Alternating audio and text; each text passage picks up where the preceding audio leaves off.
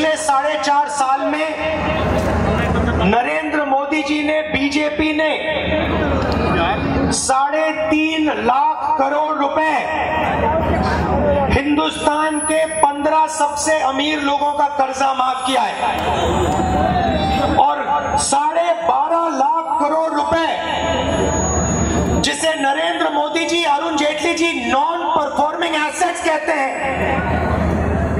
उनका आने वाले समय में वो कर्जा माफ करना चाहते हैं। हम यहां सिर्फ न्याय की बात कर रहे हैं। अगर 15 लोगों का 3.5 लाख करोड़ रुपए कर्जा माफ किया जा सकता है तो हिंदुस्तान के करोड़ों किसानों का कर्जा माफ किया जाएगा।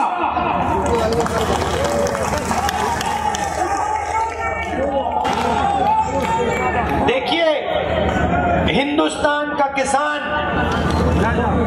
कोई तोहफा नहीं मांग रहा है, कोई फ्री गिफ्ट नहीं मांग रहा है, वो सिर्फ अपना हक मांग रहा है। हिंदुस्तान को बांट रखा है, कहीं अंबानी को, कहीं अंदानी को। आपका कर्जा माफ नहीं किया जाता, आपको सही दाम नहीं दिया जाता और खोखले भाषण किए जाते हैं।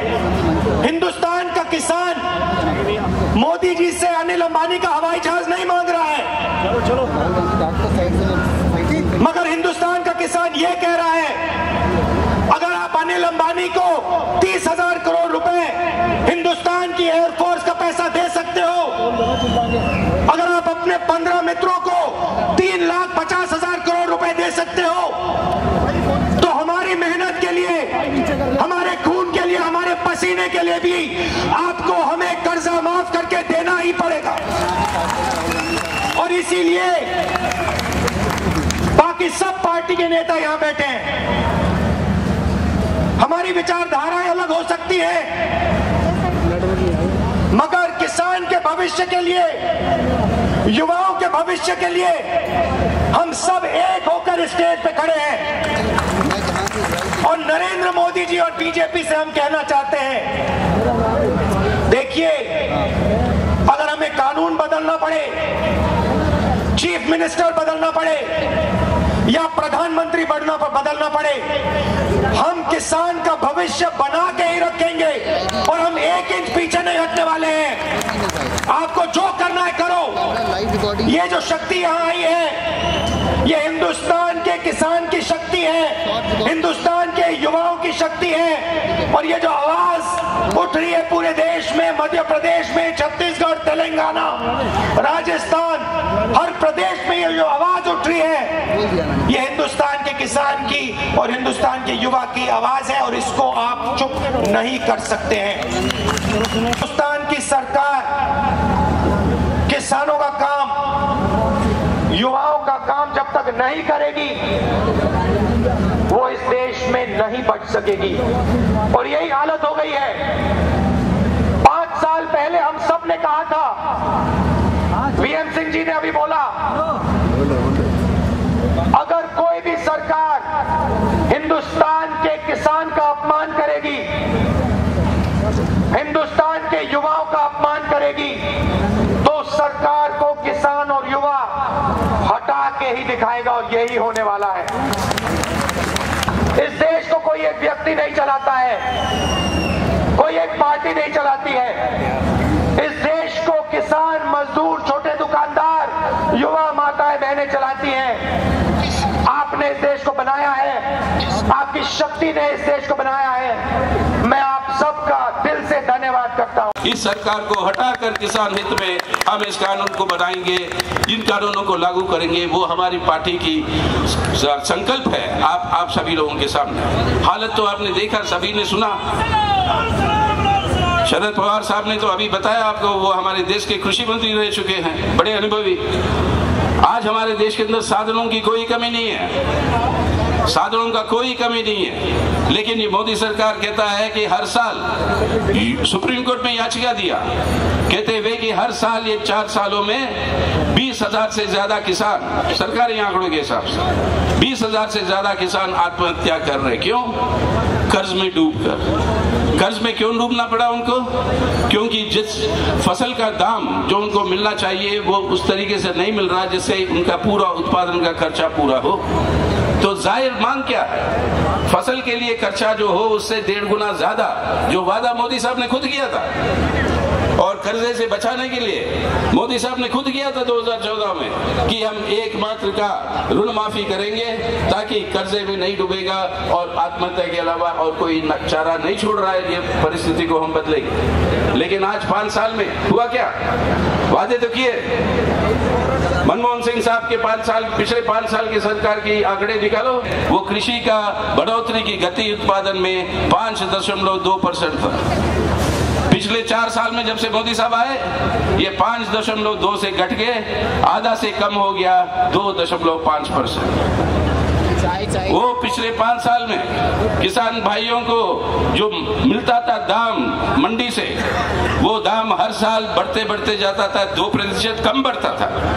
हमारी शिकायत तब भी रही है, लेकिन बढ़ तो रहा था। 5 साल में 10% की बढ़ोतरी हुई है पहले 5 साल में। इस 4 साल में हुआ क्या? वो दाम घटते घटते -4% ये दाम जो है घटा, यानी खर्चा बढ़ा है, दाम घटा है। तो किसान के पास क्या छोड़ रहे हो? आत्महत्या करने के अलावा और कोई चारा नहीं छोड़ रहे। अब ये काम नहीं होगा, ये संकल्प आपको लेना होगा। यहाँ पे इस किसान विरोधी और जन विरोधी सरकार को पहले हटाओ, भारत को बचाओ। ऐसा सरकार ले आओ, वैकल्पिक सरकार जो जनहित में नीतियां बदलेगी, एक बेहतर भारत का निर्माण करेगी।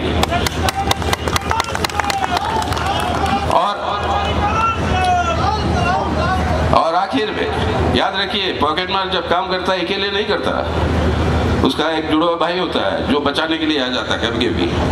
अगर पकड़ा गया तो उसको बचाने की जरूरत है। तो यहाँ पर भी है, मोदी साहब है और साथ साथ अमित शाह साहब है, और ये दोनों मिलकर जिस तरीके की लूट मचाए हुए हैं आज, इससे देश को मुक्ति चाहिए, देश की जनता को मुक्ति चाहिए। तो आज भगत सिंह को हमारी सलामी देते हुए, उन्हीं के याद में बगल में जब आए हम, उन्हीं तरीके से हम भी काम करेंगे।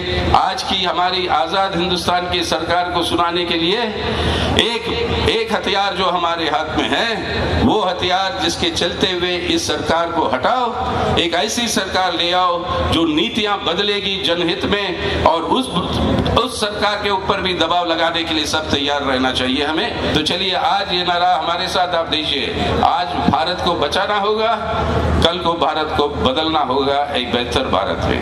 अगर इस काम को करना है, हमारे संघर्ष को मजबूत करना है, और इस मजबूत करना है संघर्ष को, तो किसान एकता को और मजबूत करनी है। तो किसान एकता जिंदाबाद।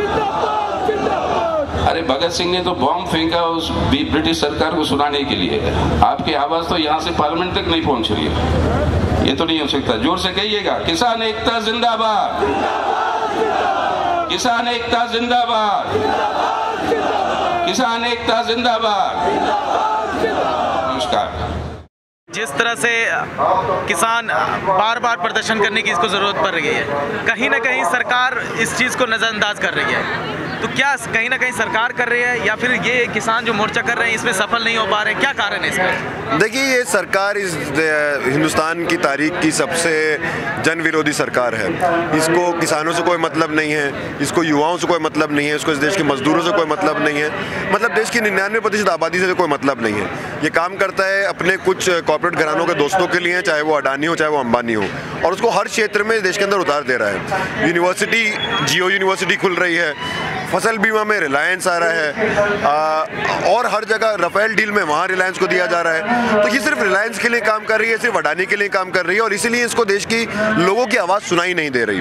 और ये आवाज़ सुनाई ना दे इसलिए इसने 5 भोपू चैनल भी बना लिए हैं। वो 5 भोपू चैनल रोज़ आके जो देश की सच्चाई है उसको कैसे तोड़ मरोड़ के पेश किया जाए, झूठ कैसे फैलाया जाए, नफरत कैसे फैलाई जाए, इसी के लिए सरकार और उसके सारे लोग काम कर रहे हैं। आपको नहीं लगता कि जो सरकार अभी प्रेजेंट में जो बीजेपी गवर्नमेंट है और उत्तर प्रदेश में उसकी सरकार है और अभी उन्होंने एक कई जगहों के नाम चेंज किए हैं, उसमें करीब कहा जा रहा है, आंकड़ा है कि 500 करोड़ का खर्च हुई है उसको तबादला में। क्या आपको नहीं लगता कि ये पैसा अगर किसान को दे दिया जाता तो किसान को आत्महत्या करने की जरूरत नहीं पड़ती? देखिए, जब हम टैक्स भरते हैं तो वो हम टैक्स सरकार को इसलिए भरते हैं, हमारा पैसा है कि वो शिक्षा पे खर्च हो, रोजगार पैदा करने में खर्च हो, सड़कें बनाने पे खर्च हो, स्वास्थ्य पे खर्च हो, कृषि पे खर्च हो, ना कि इसलिए नहीं कि कोई स्टैचू बना दिया जाए। चलिए स्टैचू छोड़िए, 4200 करोड़ तो इस सरकार ने सिर्फ अपने प्रचार पर खर्च किए हैं। आज भारतीय जनता पार्टी सबसे बड़ा एडवर्टाइजर है टीवी पे, तो हमने पैसा इसलिए तो नहीं दिया था कि मोदी साहब के फोटो हमको हर जगह मिले। हमने सरकार को पैसा इसलिए दिया था कि हमको फैसिलिटीज मिले, हमको शिक्षा मिले, हमको रोजगार मिले, किसानों को उनका कर्जा माफ किया जाए, किसानों को उनका MSP मिले। अब इन सब चीजों के लिए सरकार काम नहीं कर रही, इसलिए ध्यान भटकाने के लिए कभी नाम बदल दो, कभी कोई और मुद्दे, गौरक्षा के नाम पे विवाद पैदा करो, कभी राम मंदिर का अभी चुनाव आ गया है तो 4.5 साल बाद उनको राम मंदिर याद आ गया है। तो ये सब जुमलेबाजी है, ये सब इनके स्टंट्स हैं और इन स्टंट्स को सी थ्रू करना बहुत जरूरी है। आज बहुत क्लियर चीज बात है, आज देश के सामने मुद्दा क्या है। 12,000 किसान हर साल आत्महत्या कर रहे हैं, मतलब 2 किसान हर घंटे आत्महत्या कर रहे हैं। देश में बेरोजगारी चरम पे, इतनी बेरोजगारी पिछले 20 साल में कभी नहीं हुई। नरेंद्र मोदी साहब ने बोला था 2 करोड़ रोजगार हर साल पैदा करेंगे, उसका 10% भी पैदा नहीं किया है। इस देश में पब्लिक हेल्थ का बहुत बुरा हाल है। गोरखपुर में हमने देखा कैसे बच्चे बिना ऑक्सीजन के मर गए। तो जब देश की ऐसी हालात है उस समय वो नहीं चाहेंगे कि ये मुद्दे बने, खासतौर से इसलिए नहीं चाहेंगे बिकॉज इन सब मुद्दों का समाधान नरेंद्र मोदी का 2014 में वादा था। क्या उनके नारे थे? बहुत हुआ किसानों पे वार, अब की बार मोदी सरकार। सरकार में आने के बाद उन्होंने मंदसौर में क्या किया? जब किसानों ने अपना आंदोलन किया तो उन पर गोली चलाई। आज किसानों का कर्जा माफ नहीं कर रहे, 3.5 लाख करोड़ रुपए कॉर्पोरेट घरानों का कर्जा माफ कर दिया, लेकिन किसानों का कर्जा माफ नहीं कर रहे। तो वो नहीं चाह रहे कि इन मुद्दों पे बात हो। अब इन मुद्दों पे बात ना हो तो किन मुद्दों पे बात हो? तो कोई नए मुद्दे लाए जाए, कोई अलग मुद्दे लाए जाए, कोई ऐसा मुद्दा लाया जाए जिसमें धर्म के आधार पर, जाति के आधार पर देश को बांटा जाए। तो यही इनकी कोशिश है, लेकिन इनकी कोशिश अब नाकामयाब होगी। जो अयोध्या में इन्होंने वो दिया था कि 25 तारीख को वहाँ सब लोग सभा हो, आपको उससे 10 गुना ज़्यादा यहाँ दिख जाएंगे। तो इस देश के अवाम जानते हैं कि इस देश के मुद्दा है किसानों का मुद्दा, मजदूरों का मुद्दा, युवाओं का मुद्दा, महिलाओं का मुद्दा, महिलाओं पे जो हमले हो रहे हैं उसका मुद्दा, महिलाओं की सुरक्षा का मुद्दा। और हमारी पूरी कोशिश है कि आने वाला चुनाव ठोस मुद्दों पर लड़ा जाए 19 का। सरकार को क्या करना चाहिए? जो अभी किसान इस मार्च कर रहे हैं, लगातार मार्च कर रहे हैं, सरकार को अब क्या स्टेप लेना चाहिए? देखिए, इस मार्च का बहुत क्लियर डिमांड है कि सरकार को एक स्पेशल पार्लियामेंट का सेशन बुलाना चाहिए सिर्फ किसानों के मुद्दों पर बात करने के लिए। अगर GST पास करने के लिए रात के 12 बजे तक पार्लियामेंट का सेशन चल सकता है तो स्वामीनाथन कमेटी रिपोर्ट जो 2006 और 2004 और 2006 में आई थी, जिसको अभी 12 साल हो गए, तो सरकार स्पेशल पार्लियामेंट का सेशन बुलाए जहाँ सिर्फ और सिर्फ किसानों के मुद्दे पर बात हो। ये देश किसका देश है? किसानों का देश है। इस देश का बहुसंख्यक आबादी किसानी से जीता है। अगर उन्हीं के बारे में कोई डिबेट ना हो संसद में तो फिर संसद का मतलब क्या है? अगर संसद हमारा लोकतंत्र का प्रतीक है तो वहाँ लोगों के बारे में बात होनी चाहिए। 2 डिमांड यहाँ रखी गई हैं कि जो कर्जे की बात है, जो ज़मीन की बात है, वो सारे बिल्स आए, लेकिन कोई 2 मुद्दे नहीं हैं, बहुत सारे मुद्दे हैं। बहुत सारी जगहों पे पत्ता नहीं मिलता, जो आदिवासी किसान हैं जहाँ वो हल जो जिन ज़मीनों पर वो काम करते हैं तो उनको पत्ता मिले। कुछ लोगों का MSP का डिमांड है, तो एक डिमांड नहीं है। महिला जो किसान है उनके अलग डिमांड है। तो ये सारे डिमांड्स हैं। अगर स्पेशल पार्लियामेंट का सेशन होगा, और देखिए इसमें किसको आपत्ति हो सकती है? हर पार्टी बात करती है किसानों के बारे में चुनाव से पहले, तो चुनाव के बाद वो पार्लियामेंट का स्पेशल सेशन बुलाने में उनकी क्या आपत्ति है? अगर मोदी साहब की कोई आपत्ति है तो वो बताएं क्या आपत्ति है, क्यों नहीं बुलाया जा सकता पार्लियामेंट में सेशन? तो आपका कहना है कि एक सेशन बुलाया जाए किसानों को लेकर के? मेरा कहना नहीं है, डिमांड प्रोटेस्ट का कहना है जी, इस प्रोटेस्ट के अनुसार। तो आप इसके बाद जो किसान को आप क्या संदेश देना चाहते हैं? बार बार किसान आत्महत्या कर रहे हैं, बार बार सरकार भी आ रही है, इसकी सरकार आ रही है लगातार कई स्टेटों में बीजेपी सरकार, तो अब आप इस किसान को क्या मैसेज देंगे? देखिए, मैं किसानों को कोई मैसेज नहीं दूंगा, बराबर मैं किसानों को इतना बोलूंगा, मैं उनको मैसेज इसलिए नहीं दूंगा कि वो जानते हैं वो लड़ाई कैसे लड़े, वो मेरे मैसेज से वो लड़ाई नहीं लड़ रहे हैं, लेकिन मैं उनका धन्यवाद देना चाहूँगा कि आज उन्होंने इस देश में सच्चाई क्या है इस चीज़ को स्थापित किया है। इस देश में सबका साथ, सबका विकास, अच्छे दिन और इस जितनी जुमलेबाजी हुई है वो सच में प्रचार में और सच्चाई में कितना अंतर है, आज एक किसान इस देश के सामने उजागर किया है कि किस हालात में किसान जी रहे हैं, किस हालात में किसानों को आत्महत्या करनी पड़ रही है। किस हालात में आज तमिलनाडु के किसान मुझे यहाँ दिख रहे थे, कुछ एक साल पहले वो यहाँ आए थे, कितने सारे दिन वो यहाँ बैठे रहे कि अलग अलग तरीके से उन्होंने प्रोटेस्ट किया। उसके बावजूद ये सरकार इतनी इंसेंसिटिव है कि आज तक कोई सरकार का उनसे बात करने नहीं आया, उनके डिमांड्स को आज तक फुलफिल नहीं किया। आज वो फिर 1.5 साल बाद यहाँ आए हैं, तो ये बहुत प्रेरणा मिलती है उनकी लड़ाई से। और ये जो सच्चाई आज देश के सामने आपने स्थापित करी है, ये सच्चाई आने वाले दिनों में जो चुनाव होगा, जो महासंग्राम होगा, उसमें भी दिखेगी। आज लाखों की संख्या में किसान रामलीला मैदान से मार्च करके संसद मार्ग पे आए हुए हैं, आप देख सकते हैं। और हमारे साथ भी कुछ किसान भाई है यहाँ पे। आप कहाँ से आए हैं? हम आए यूपी बिजनौर से हैं, बिजनौर यूपी। आपका जो लगातार मुद्दा है किसानों का, क्या मुद्दा सरकार सुन पा रही है? नहीं, सरकार सुन नहीं पा रही और इसीलिए हम लोग यहाँ इकट्ठे हुए हैं। अपनी आवाज़ सरकार तक पहुँचाने के लिए हम ये लोग यहाँ आए हैं। हम चाहते हैं हमारे 2 बिल पास हों, सरकार हमारा विशेष सत्र बुला के 2 बिल पास कराए। लागत मूल्य का, फसलों की लागत मूल्य का डौड़ा दाम और कर्ज मुक्ति। हम चाहते हैं कि किसानों का कर्ज मुक्त करा जा। स्वामीनाथन रिपोर्ट 15 अगस्त 2007 को दिल्ली के लाल किले से लागू होनी थी। मनमोहन सिंह प्रधानमंत्री थे और 11 साल बीत गए अब तक जो स्वामीनाथन रिपोर्ट हमारी लागू नहीं हुई। C2 फार्मूले से, C1 से नहीं, C2 फार्मूले से हमें फसलों की लागत मूल्य का डौड़ा दाम दिया जाए, जिससे कि किसान उभर सके। अगर सरकार कर्ज मुक्ति कर देती है और फसलों की लागत मूल्य का डौड़ा दाम नहीं देती है तो भी किसान कर्जदार हो जाएगा, क्योंकि फसलों की लागत मूल्य का अगर डौड़ा दाम मिला तो हम वो जो पैसा अतिरिक्त मिलेगा वो हमारा फिर कर्ज में चला जाएगा और किसान कर्ज में डूब जाएगा। दोनों मुद्दे होने चाहिए, कर्ज मुक्ति भी हो और फसलों की लागत मूल्य का डौड़ा दाम भी मिले। मतलब दोनों मांग है आपका, दोनों मांगे पूरी होनी चाहिए, कोई एक मांग है? दोनों मांगे हमारी पूरी होनी चाहिए। और यूपी में जो हम लोग हैं गन्ने की फसल ज़्यादा पैदा करते हैं, पिछले साल तक का भी अभी तक भुगतान बिल्कुल नहीं हुआ, जबकि गन्ने की लागत लगभग 300 रुपये आती है और 325 रुपये कुंटल रेट मिला। इस साल भी कोई रेट तय नहीं हुआ, फैक्ट्रियाँ चल पड़ी, गन्ने की पिराई सत्र शुरू हो गया, लेकिन गन्ने का रेट तय नहीं हुआ, पिछला भुगतान नहीं हुआ, किसान डूबता चला गया। बनियों से लेता है कर्ज, 5% पे कर्ज लेके मंथली कर्ज होता है बनियों का।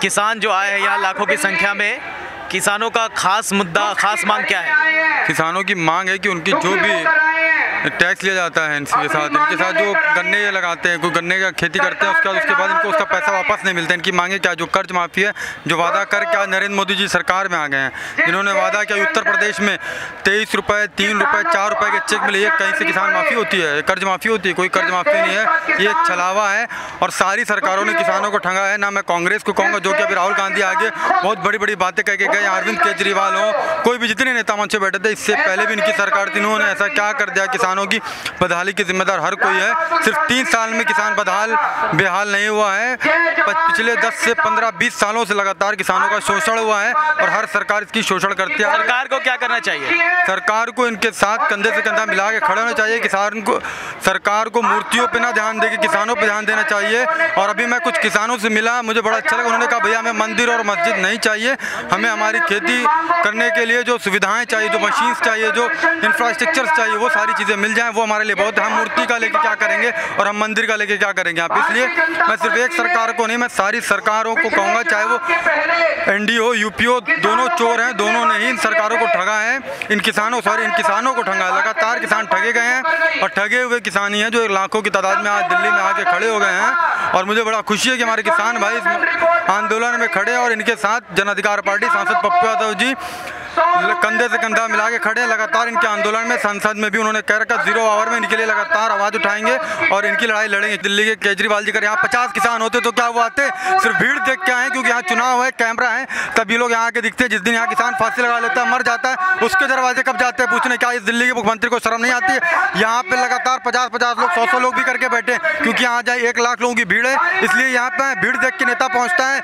मैं तो इन किसान भाइयों से कहूँगा, ये आंदोलन आपका, इसको बेचो मत इन नेताओं के हाथ में। जहाँ नेता आपके यहाँ लग गया, सिर्फ अपनी राजनीति करेगा, फोटो करके चला जाएगा, ट्वीट करके चला जाएगा, ये आपके हक के लिए लड़ने नहीं है। आप अगर 50 लोग होते तो यहाँ कोई नहीं आता। यहाँ भीड़ देख के शरद यादव, जिसको किसान के बारे में क्या पता, वो कभी किसानों के बीच रहा है? शरद यादव कभी गया किसानों के बीच? कभी 3 दिन बिताया है किसानों के बीच? जो बड़े बड़े होटलों में रहते हैं, ये लोग किसानों की लड़ाई लड़ेंगे? और इनको तो शर्म आनी चाहिए। इनको तो मंच से हम किसान भाइयों से अपील करेंगे, ऐसे लोगों को मंच पर जगह नहीं देना चाहिए। शरद यादव को तो शर्म करनी चाहिए। कभी जहाँ जाके चुनाव लड़ते हैं, वहाँ गए, चुनाव लड़ने के बाद हारने के बाद ये बात करेंगे बहुत पिछड़ा इलाका था वो, जहाँ से चुनाव लड़े थे, हारे हुए हैं जहाँ से चुनाव, वहाँ गए उस क्षेत्र में कभी, अब चुनाव है तो क्षेत्र में दिखाई देते हैं ये कमल कीचड़ में है, इसे कीचड़ में डालने का काम कर रहा है। इन्हीं बातों के साथ समय कम है, यही कहता हूँ, ये सारी मांगों के लिए हम हिस्सेदारी करने आए हैं आज सब लोगों को। और ये जो बिल बनाया है, ये बिल अगले सत्र में आएगा, सारी पार्टियां अपोजिशन की उसका साथ देंगी और सड़क से लेकर संसद तक आपके साथ खड़े हैं। आगे संग्राम है, इंकलाब जिंदाबाद, जय किसान, जय मजदूर, सारा भारत पूरा खड़ा हो जाओ, बड़ा देश बनाओ। हटाओ बीजेपी, हटाओ एनडी, हटाओ कमल, हटाओ, यही एक नारा है, यही से लेकर उठो। बहुत बहुत शुक्रिया, बहुत बहुत धन्यवाद।